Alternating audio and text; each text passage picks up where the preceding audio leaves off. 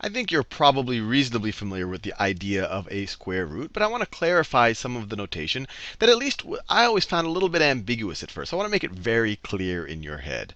So when I write, if I write a 9 under a radical sign, I think you know you'll read this as the square root of 9. But I want to make one clarification. When you just see a number under a radical sign like this means the principal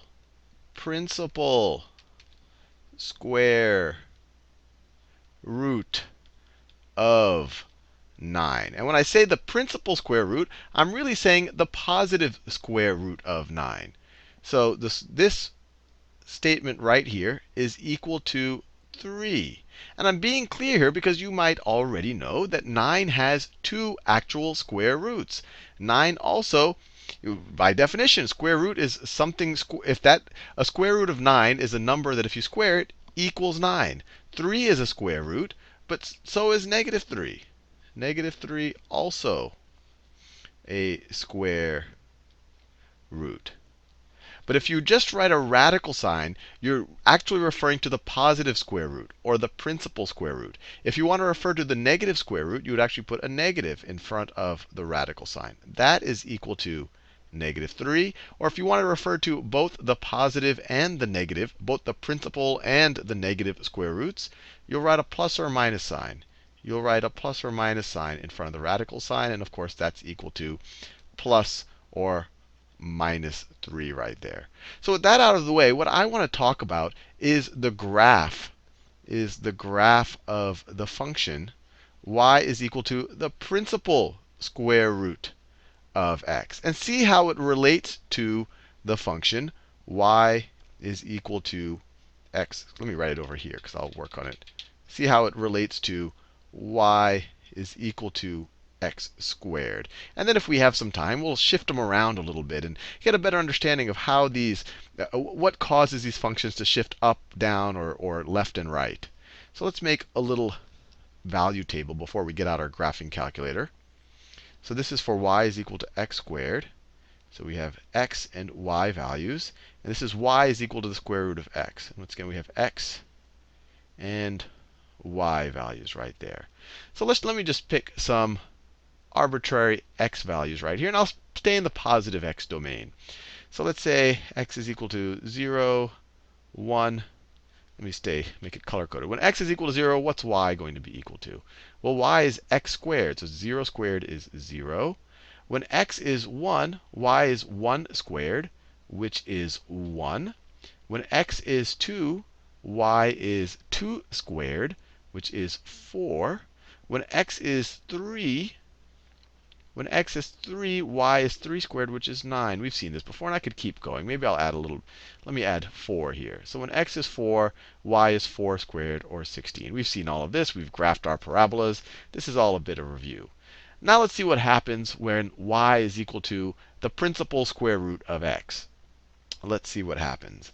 And I'm going to pick some x values on purpose just to make it interesting. When x is equal to 0, what's y going to be equal to? The principal square root of 0, what's 0? 0 squared is 0.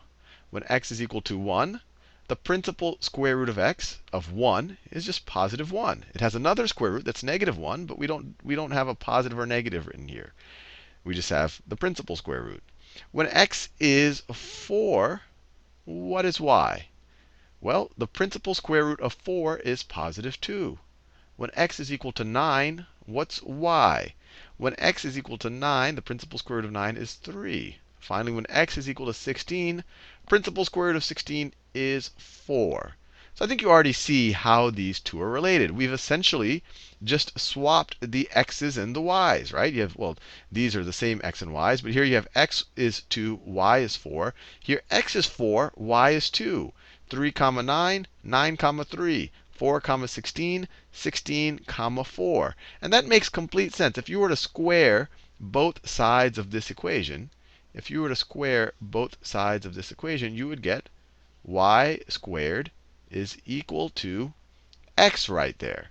And of course, you would want to restrict the domain of y to positive y's, because this can only take on positive values, because this is the principal square root. But the general idea of we just swapped the x's and y's between this function and this function right here, if you assume a domain of positive x's and positive y's. Now, let's see what the graphs look like. And I think you might already have a guess of what. Let me just graph them here. Let me do them by hand, because I think that's instructive sometimes before you take out the graphing calculator. So I'm just going to stay in the positive, in the first quadrant here. In the first quadrant. So let me graph this first. So we have the point 0, 0, the point 1, comma 1, the point 2, comma 2. Actually, I'm going to have to do it a little bit smaller than that. Let me mark. So this is 1, 2, 3. Actually, let me do it like this. Let me go 1, 2, 3, 4, 5, 6, 7, 8, 9, 10, 11, 12, 13, 14, 15, 16. That's about how far I have to go. And I have 1, 2, 3, 4, 5, 6, 7, 8, 9, 10, 11, 12, 13, 14, 15, 16. That's about how far I have to go in that direction as well. Now let's graph it. So we have 0, 0, 1, 1, 2, comma 1, 2, 3, 4, 2, comma 4, right there. 3, comma 9, 3, comma 5, 6, 7, 8, 9. 3, comma 9 is right about there. And then we have 4, comma 16. 4, comma 16 is going to be right about there. So the graph of y is equal to x squared, and we've seen this before. It's going to look something like this. We're just graphing it in the positive quadrant, so we get this upward opening u just like that. Just like that. Now let's graph y is equal to the principal square root of x.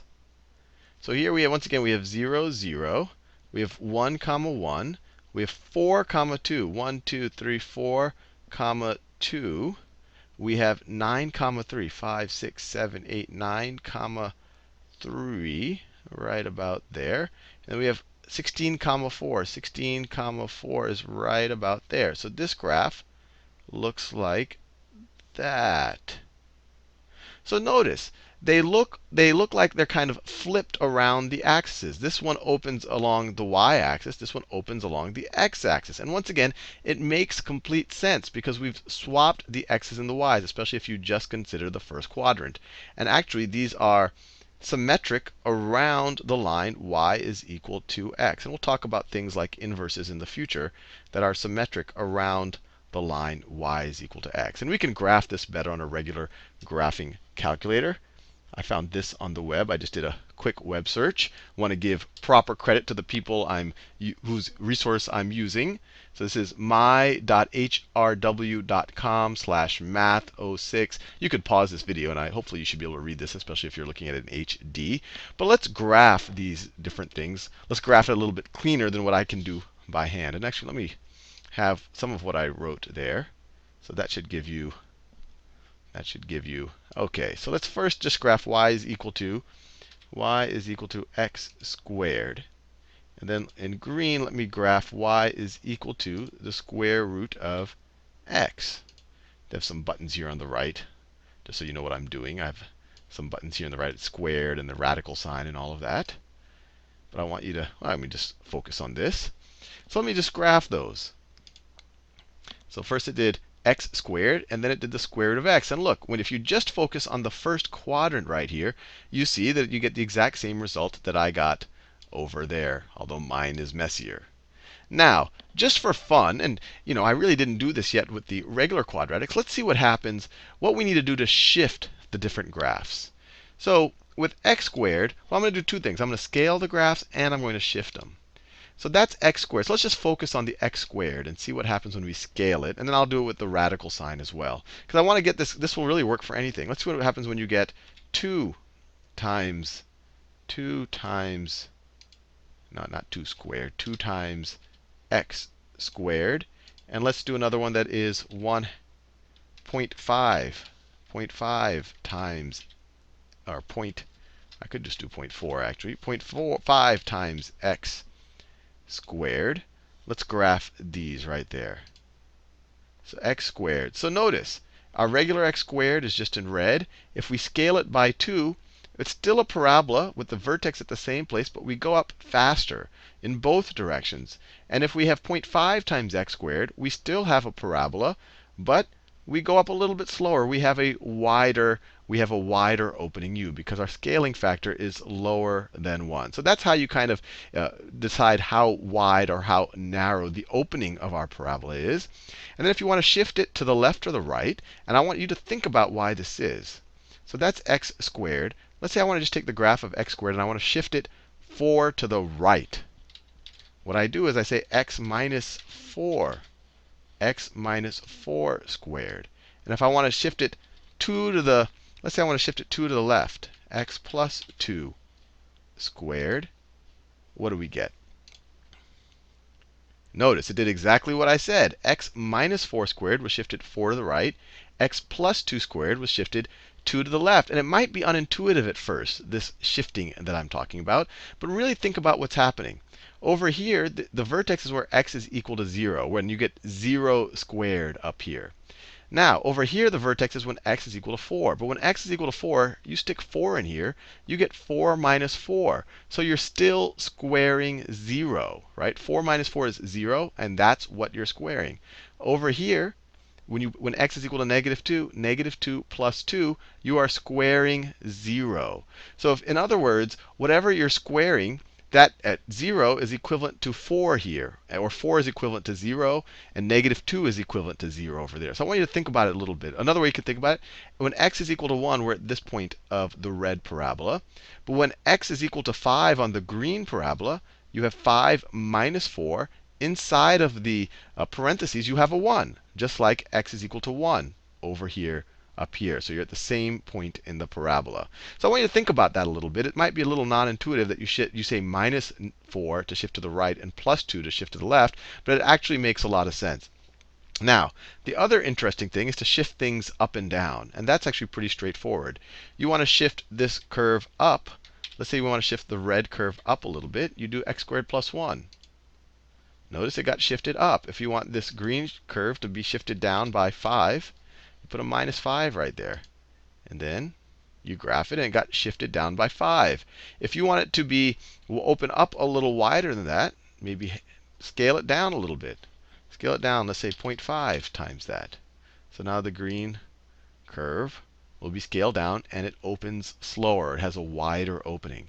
And the same idea can be done with the principal square roots. So let me do that. Let me do the same idea. And the same idea actually can be done with any function. So let's do the square root of x. And in green, let's do the square root of x. Let's say minus 5. So we're shifting it over to the right by 5. And then let's have the square root of x plus 4. So we're going to shift it to the left by 4. And let's shift it down by 3. And so let's graph all of these. So the square root of x. Then I have the square root of x minus 5. Notice it's the exact same thing as the square root of x. But I shifted it to the right by 5. When x is equal to 5, I have a 0 under the radical sign. Same thing as square root of 0. So this point is equivalent to that point. Now, when I have the square root of x plus 4, I've shifted it over the left by 4. When x is negative 4, I have a 0 under the radical sign. So this point is equivalent to that point. And then I subtracted 3, which also shifted it down 3. So this is my starting point. If I want this blue square root to open up slower, so it'll be a little bit narrower, I would scale it down. So here, putting a low number will scale it down and make it more narrow because we're opening along the x-axis. So let me do that. And let me make this green one, let me open up wider. So let me say it's 3 times the square root of x minus 5. So let's graph all of these. So notice this blue one now opens up more narrow, and this green one now opens up a lot, I guess you could say a lot faster. It's scaled up. And then we could shift that one up a little bit by 4. And then we graph it. And there you go. And notice that we don't have, when we graph these, it's not a sideways parabola because we're talking about the principal square root. And if you did the plus or minus square root, it actually wouldn't even be a valid function because you would have two y values for every x value. So that's why we have to just use the principal square root. Anyway, hopefully you found this little a talk, I guess, about the relationships with with parabolas and or with the x squareds and the principal square roots useful, and how to shift them. And that'll actually be really useful in the future when we talk about inverses and shifting functions.